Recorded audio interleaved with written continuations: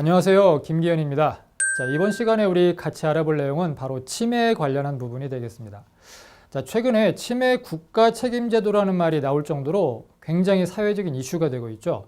자, 이번 시간에는 치매에 대해서 자세히 들여다보고 향후에 이런 이슈가 되고 있는 치매를 우리가 과연 어떻게 바라볼 거고 어떻게 준비를 할 건지를 같이 들여다보도록 하겠습니다.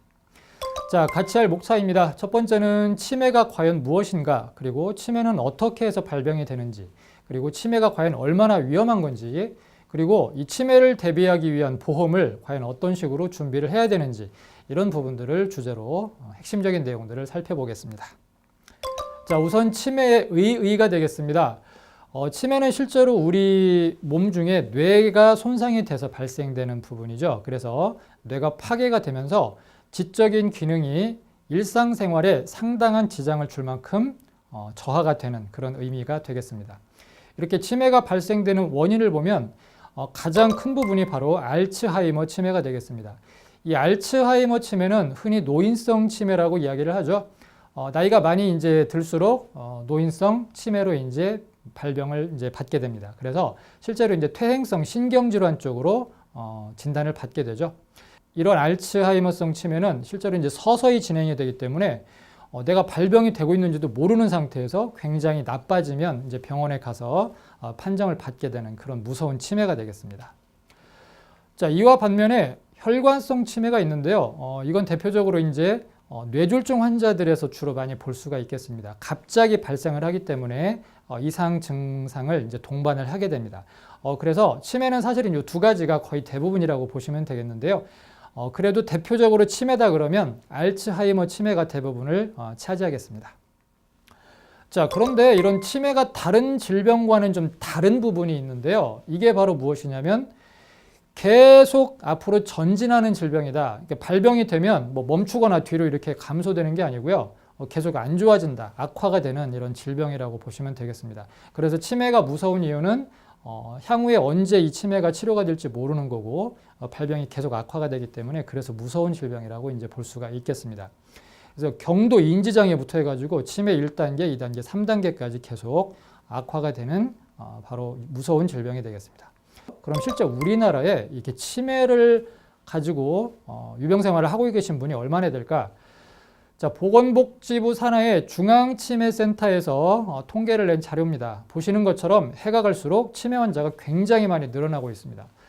자, 그런데 조금 눈여겨볼 부분은요, 이 앞서 말씀드린 것처럼 이 알츠하이머성 치매는 계속 올라가고 있습니다. 그래서 원인도 모르고요, 서서히 이제 진행이 되고 있기 때문에 자기가 치매 증상이 있는 줄도 모르고 나중에 이제 안 좋아졌을 때 가서 진단을 받는 거죠. 이와 반면에 이제 혈관성 치매는 계속 이제 줄어들고 있는 거죠. 그러니까 뇌졸중 같은 경우는 워낙 이제 일반화되어 있는 부분이고 조기 치료라든가 병원에 가서 이제 치료를 받는 부분이 많아지고 있기 때문에 감소하고 있는 반면에 알츠하이머성 치매는 계속 늘어나고 있는 양상을 볼 수가 있겠습니다. 자, 그러면 치매 진료비가 과연 얼마가 드는지를 한번 대략적으로 추정을 해본 건데요. 자, 건강보험 심사평가원에서 발표한 자료가 되겠습니다. 2006년도에 진료 인원이요, 19만 7,600명이었는데 2017년에 들어가면 71만 1,400명으로 3.6배나 올라가게 됩니다. 그리고 진료비를 보더라도 3,965억 원에서 무려 2조 9,226원까지 무려 7배 이상 상승을 하게 됩니다. 자, 이렇게 봤을 때 인당 진료비를 보면요, 2006년에 한 200만 원 정도 인당 진료비가 나왔는데 11년이 지난 2017년에는 410만 원으로 거의 이제 2배 이상 이렇게 진료비가 차이가 나죠. 자, 이렇게 추이를 본다라면 향후에 이 치매로 인한 진료비는 기하급수적으로 굉장히 늘어날 수밖에 없는 추세죠. 자, 그래서 중앙치매센터에서는 어떤 이야기를 하고 있냐면 2050년이 되면 7명 중에 1명이 이제 치매 환자가 될 것이다라는 굉장히 무서운 이야기를 하고 있습니다. 자, 그러면 치매가 정말 왜 무서운지 4가지 이유를 가지고 좀 살펴보도록 하겠습니다. 첫 번째는 끝이 안 보이는 거죠. 이 치매가 다른 질병과 가장 큰 차이점은 바로 발병이 되면 계속해서 상황이 안 좋아진다는 겁니다. 자, 두 번째는 이 치매 환자가 생기게 되면 가족 누군가는 보호를 해줘야 되는데요. 이 보호자의 삶마저도 굉장히 저하가 될 수 있겠습니다. 세 번째는 금전적으로, 재정적으로 매우 큰 손실을 보게 되고요. 마지막 네 번째로는 이 가족 관계가 정상적으로 회복이 돼야 되는데 단절이 될 수가 있는 가능성이 높습니다. 자, 그러면 치매의 위험 인자를 한번 살펴보도록 하겠습니다. 치매의 가장 큰 핵심 요인은요, 바로 연령입니다. 자, 중앙치매센터에서 발표한 통계를 보면요, 60에서 64세까지 발병률을 1로 본다라고 하면 75세, 79세까지는요, 5.8배까지 늘어납니다. 그리고 80세, 84세까지는 무려 17.5배까지가 늘어나죠. 자, 이렇게 연령이 증가하면서 퇴행성 신경질환을 당연히 이제 안고 살게 되고요. 노인성 치매에 당연히 이렇게 접하게 됩니다. 그래서 치매 환자들을 보게 되면 80세 이상 치매 환자들이 굉장히 많은 양상을 볼 수가 있습니다. 자, 두 번째 위험 인자는 바로 여성 유병률이 되겠습니다. 실제로 치매 환자들을 보면 여성분들이 굉장히 많음을 알 수가 있는데요. 남성을 1로 본다라고 하면 여성은 1.9배까지 발병률이 올라갑니다. 거의 2배 가까이 이제 차이가 나는데요. 자, 그 이유를 이렇게 이제 조사를 해봤더니 여성분들이 이제 폐경기가 되면 여성 호르몬 분비가 많이 줄어들게 되죠. 자, 여성 호르몬인 에스트로겐이라는 호르몬이 줄어들면서 이 신경세포들을 보호를 해주는 부분도 굉장히 많이 떨어집니다. 따라서 뇌 기능에 영향을 주게 되고 치매 진단을 많이 받게 된다라는 조사가 있습니다.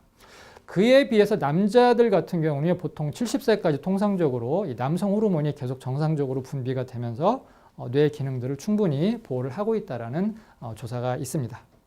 자, 세 번째 위험 인자는요. 경제적으로 좀 빈곤하거나 우울증을 좀 앓고 있거나 글을 못 읽거나 글을 못 쓰게 되는 경우에는 그림처럼 치매 발병률이 굉장히 많이 올라가는 그림을 볼 수가 있겠습니다. 자, 그러면 이 보험회사에서 이 치매를 판단하는 기준을 뭘로 보느냐? 자, 우리가 알고 있는 것처럼 CDR 척도를 가지고 판단을 하게 되죠. 이 사실 CDR 척도는 7등급으로 구분이 되어 있습니다. 0, 0.5, 1, 2, 3, 4, 5 이렇게 7등급으로 구분이 되어 있는데요. 지금 보시는 것처럼 CDR 척도 1점이면 경도 치매로 판정을 하고요. CDR 척도가 2점이 되게 되면 중증도 치매, 그 다음에 3점, 4점, 5점일 경우에는 중증 치매로 판단을 합니다. 자, 그리고 이렇게 치매 판단을 하는 근거는요. 등급을 판단할 때 6개 항목을 가지고 등급을 매기게 됩니다. 그 6개 항목은 바로 기억력, 진압력. 이 진압력이라고 하는 것은 이제 방향에 대한 그 방향 감각이 되겠습니다. 그리고 판단력과 문제 해결 능력, 사회활동, 집안생활과 취미, 위생 및 몸치장 이런 부분들을 종합적으로 판단을 해서 CDR 척도 등급을 매기게 됩니다. 자, 이와 별도로 장기 요양 등급에 대해서 간단히 설명을 좀 드리겠는데요. 자, 우리가 국민건강보험료를 내시죠. 자, 그런데 그 건강보험료에 보험료가 하나가 이제 따라붙게 됩니다. 그게 바로 장기 요양보험료가 됩니다. 근데 이 국민건강보험료의 7.38%를 이 장기요양보험료로 내게 되죠.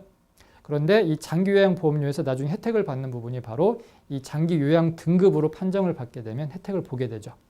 지금처럼 장기요양 등급은 6개 등급으로 구분이 되어 있습니다. 맨 아래에 있는 인지지원 등급이 최근에 신설이 된 거죠. 자, 5등급과 인지지원 등급에 해당되는 부분들이 바로 치매 환자들이 대부분 있고요. 그 다음에 1등급으로 갈수록 굉장히 안 좋은 거죠. 그 점수를 보게 되면 장기 요양 인정 점수를 보게 되면 95점 이상으로 굉장히 일상생활을 할 수 없을 만큼의 지장을 나타내게 됩니다. 자, 그런데 장기 요양 보험이라고 해서 보험사에서 이렇게 진단금이라든가 월 생활비로 주는 보험 형태가 있죠. 예를 들어서 우리가 흔히 알고 있는 LTC라는 부분이 있을 겁니다. 장기 요양 상태로 진단을 받게 되면 보험회사에서 돈을 주는데요. 장기 요양 상태는 여기에서 말씀드리는 장기 요양 등급 중에 1등급과 2등급에 해당이 될 때에 장기 요양 상태로 판정을 받게 됩니다. 이렇게 등급을 판정하는 기준은 총 52가지 항목을 가지고 판정을 하게 되겠습니다. 자, 그 다음에 보험회사에서 또 한 가지 약관상 정의를 하고 있는 게 바로 후유장애 쪽인데요. 자, 후유장애는 굉장히 많은 부분들에 대해서 이제 규정을 하고 있죠. 그런데 신경계와 정신행동장애 쪽의 후유장애를 보시게 되면 그림처럼 7, 8, 9, 10번에 CDR 척도가 해당이 됩니다. 그래서 10번을 보시게 되면 CDR 척도 2점이 해당이 되면 장애 지급률이 40%가 되고요. 이와 동시에 치매보험을 가입을 하시게 되면 중증도 치매의 진단금을 받게 됩니다. 자, 그리고 CDR 척도 3점, 4점, 5점 이렇게 판단을 받게 되면 중증 치매의 진단금과 생활자금이 지급이 되겠습니다. 이렇게 치매보험에서 진단금이 나가는 거와 별도로 후유장애 보험을 가입을 하고 계신 분들은 이렇게 후유장애를 통해서도 장애 지급률을 곱해서 소장애 보험금이 지급이 되겠습니다. 자, 그래서 정리를 하게 되면 이 간병자금을 보험으로 준비를 할 때는 크게 이 세 가지 보험을 좀 생각을 해볼 필요가 있는데요. 첫 번째는 바로 치매보험이죠. 두 번째가 장기 요양보험, 세 번째는 후유장애 보험을 적절하게 보험 관리를 통해서 준비를 하시면 되겠습니다. 아무래도 보험을 준비할 때는 가성비 효과가 좋은 게 굉장히 유리합니다. 그래서 저해지환급형을 통해서 보험을 준비하면 상당히 도움이 되겠습니다. 자, 또한 국민건강보험이나 실손의료비 보험을 통해서 기본적인 의료비는 준비를 하시는 게 좋겠습니다. 자, 핵심화법을 통해서 마무리를 하도록 하겠습니다. 자, 치매는 암이나 다른 질병과 달리 한 번 걸리면 계속 악화되고 끝이 안 보이는 싸움을 하게 됩니다. 우리가 신호등 앞에서 기다릴 수 있는 것은 그 신호등이 곧 바뀔 거라는 것을 알기 때문이죠. 그런데 치매는 불현듯 찾아와서 언제 나갈지도 모르는 환자도 보호자도 의사도 싫어하는 노후 최악의 불청객입니다. 자, 치매는 장기간 비용이 소모되고 가족의 건강과 삶의 질을 악화시킬 수 있는 질병이므로 그에 맞게 준비를 하는 것이 좋습니다. 자, 치매보험과 장기 간병보험 및 후유장애 보험 등을 잘 활용하는 것이 좋고 보험료 대비 보험금의 가성비가 탁월한 저해지환급형으로 하시면 부담도 줄이고 나중에 환급금까지 챙길 수가 있겠습니다. 자, 실손의료비 보험과 국민건강보험을 통해서 기본적인 의료비를 준비하시는 것도 좋겠습니다. 자, 핵심 정리를 통해서 마무리하겠습니다. 치매의 급속한 증가 현상들을 저희가 봤고요. 그 다음에 치매가 왜 위험한지도 한번 알아봤습니다. 그리고 치매가 판단되는 과정들, 그 다음에 장기 요양 등급, 그 다음에 후유장애 판단되는 기준들도 같이 알아보았고요. 자, 마지막으로 치매에 관련해서 보험을 준비하는 데 있어서 어떤 식으로 전략을 가져가는 게 좋은지도 같이 확인을 해봤습니다. 감사합니다.